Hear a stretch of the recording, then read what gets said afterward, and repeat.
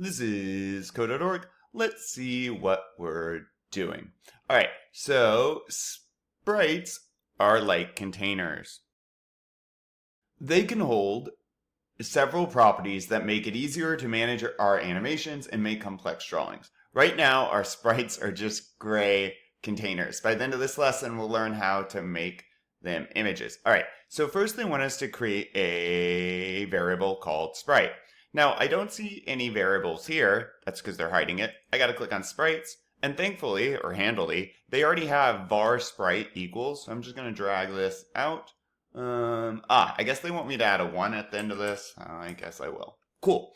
All right. I threw code on the screen. I run my stuff constantly because I want to know what's going on. Click. Nothing. That does absolutely nothing. Why? Let's keep going.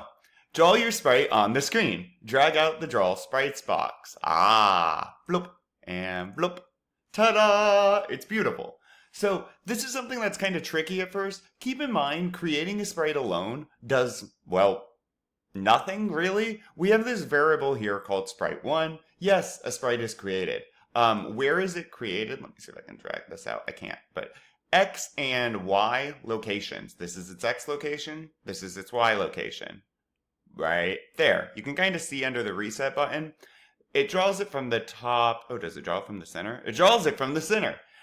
Which is where the sprite is going to be generated outward from. So it's going to create it here, and then this is the actual block that puts it on the screen.